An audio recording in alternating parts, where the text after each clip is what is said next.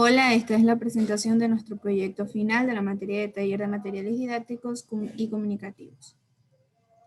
Nuestro grupo está conformado por Keiner Villavicencio López, María Muñoz Vera y quienes hablan Melissa Macías Mendoza. El tema de nuestro proyecto es Un mundo para transformar.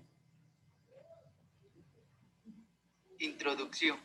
El presente proyecto Un mundo para transformar considera el material didáctico como un elemento esencial en el desarrollo de las habilidades y destrezas que ayuda a mejorar los procesos de enseñanza y aprendizaje.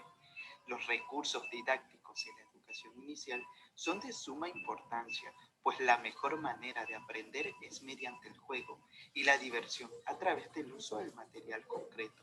Así se logra que los pequeños se involucren de manera interactiva a la hora de aprender. Es necesario que todo maestro tenga competencias para aprovechar los recursos del medio y producir materiales didácticos adecuados para trabajar en clase con sus niños, para así transmitir a los infantes el conocimiento y motivar a la clase a comprender los hechos de la realidad de manera más concreta, dinámica y participativa. Historia, concepto e importancia del material didáctico. Aria en el año 2007 menciona que los materiales didácticos empezaron a tomar posesión en los procesos educativos a mediados del siglo XIX, sobre todo a lo largo del siglo XX. El material didáctico impreso se convirtió en el eje vertebrado de gran parte de las acciones de enseñanza y aprendizaje en cualquiera de los niveles y modalidades de educación.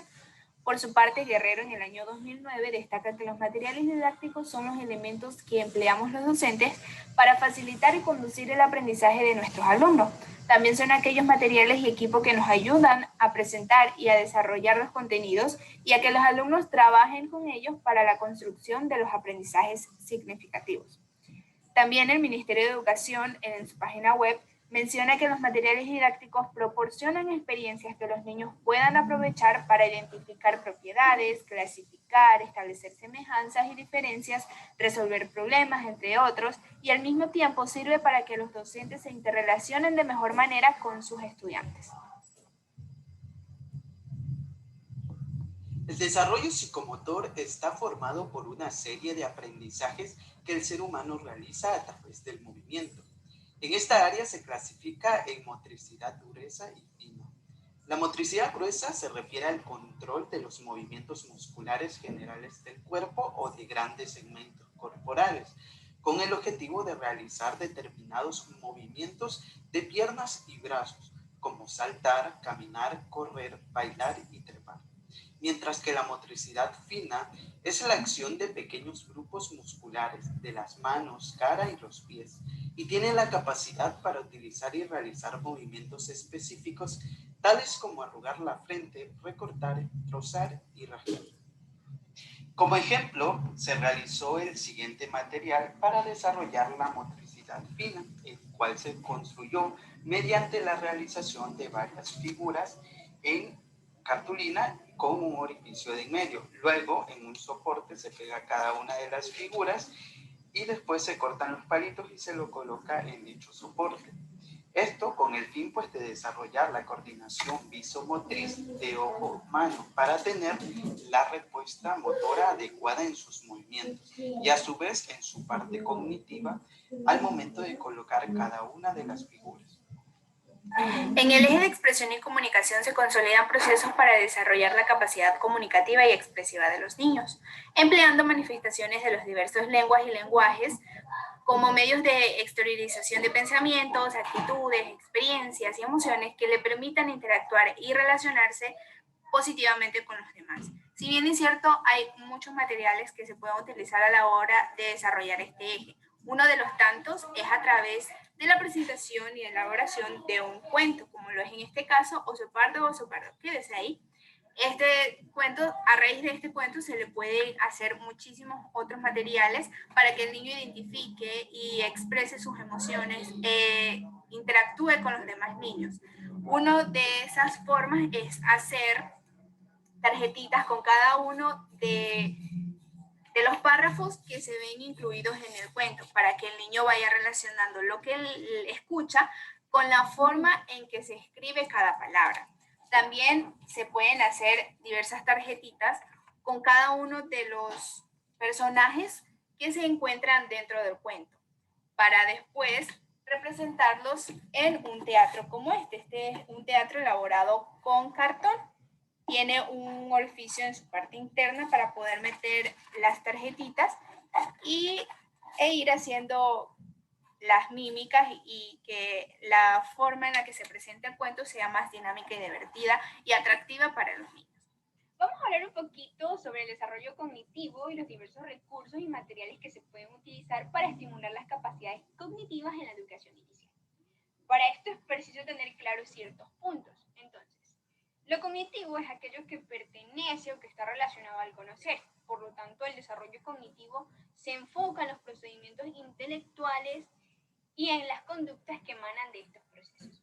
En este sentido, en la educación inicial se debe estimular el desarrollo de las capacidades cognitivas como lo son la memoria, la atención, el lenguaje, la percepción, la solución de problemas o la inteligencia y la planificación.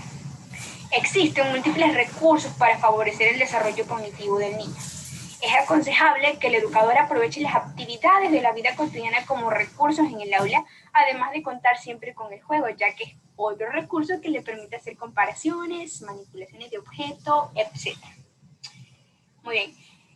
Entre los recursos para estimular el desarrollo cognitivo en los diferentes niveles de inicial tenemos juegos de memoria, rompecabezas, saltar la cuerda, cantos y movimientos, juegos de seriación, entre muchos otros.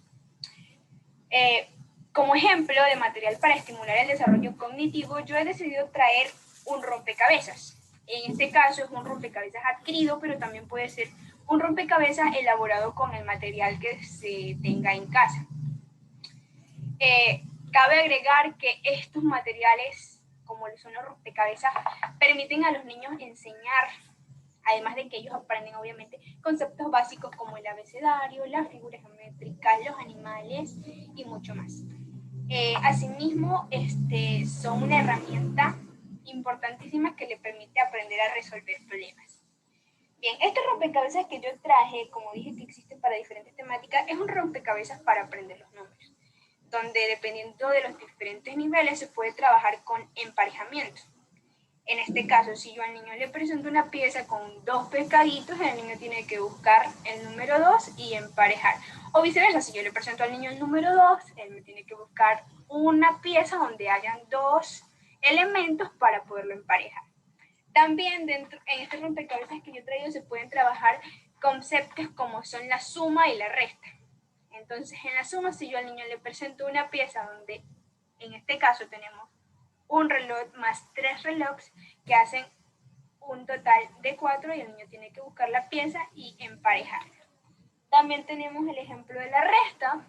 En este caso son 8 abejas menos una abeja y el niño tiene que buscar la pieza del número 7 para emparejarla. Gracias. Organización de los espacios y ambientes educativos. Para entrar en contexto, si entramos en un centro educativo, el ambiente, los espacios, la decoración, el mobiliario, nos dice mucho de los actos educativos que allí se desarrollan. Hay una diferencia entre el espacio, que es el físico, y el ambiente, que es un término más amplio e incluye la relación que se establece entre el alumno y el propio espacio. El ambiente cuenta con una dimensión física y funcional, que hace referencia para qué se utilizan esos espacios y en qué condiciones están, y una dimensión temporal, que se refiere a cuándo y cómo se utilizan, y por último una dimensión relacional enfocada a qué personas y en qué condiciones usan este espacio. No puede existir entonces un ambiente adecuado si no hay una interrelación entre estas 4 dimensiones. En este sentido, los espacios y en especial el ambiente son un instrumento fundamental para que se constituya el aprendizaje. El espacio destinado a la mayoría de actividades y por lo tanto de juegos dentro de la educación infantil es el aula. Sin embargo, dentro de este contexto existen otros espacios que participan, como lo son la educación en los rincones, los talleres, las salas de usos múltiples y patios o las zonas de recreo. En concordancia con lo antes mencionado, Las aulas son los espacios educativos por excelencia dentro de la educación infantil. La organización de rincones supone la creación de espacios de juego principalmente dentro del aula. Existen diversas actividades con una metodología activa y participativa, las cuales pueden realizarse individualmente o en grupos reducidos en función a la edad de los pequeños.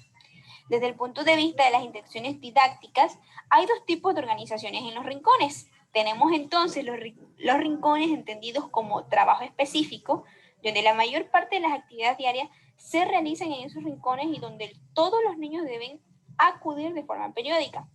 Así tenemos por el otro lado los rincones entendidos como complemento de las actividades del grupo y de la clase. El aula es el espacio de referencia para un grupo. El componente estético y de limpieza del aula, por lo tanto, es fundamental para construir un ambiente adecuado. Es importante delimitar los espacios.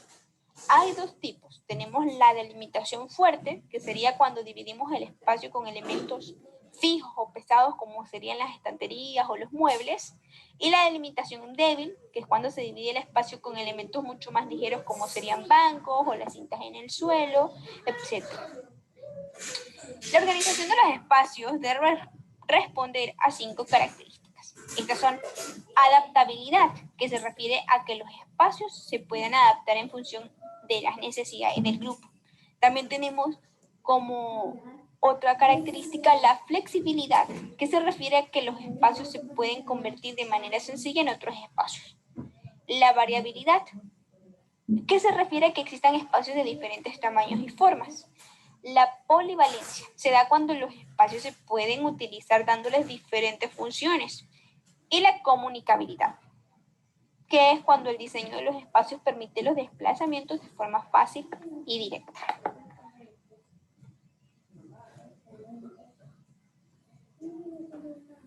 Conclusión. Los materiales didácticos son de vital importancia dentro de la etapa de la educación inicial, ofreciendo en su mayoría una serie de ventajas que los hacen indispensables para desarrollar el área cognitiva, psicomotora, socioemocional y lingüística de los niños y niñas.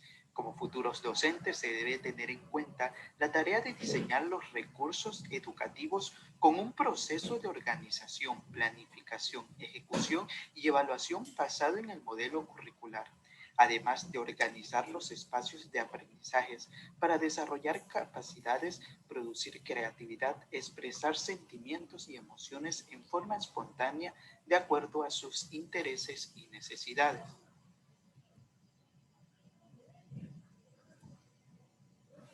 Muchas gracias por su atención.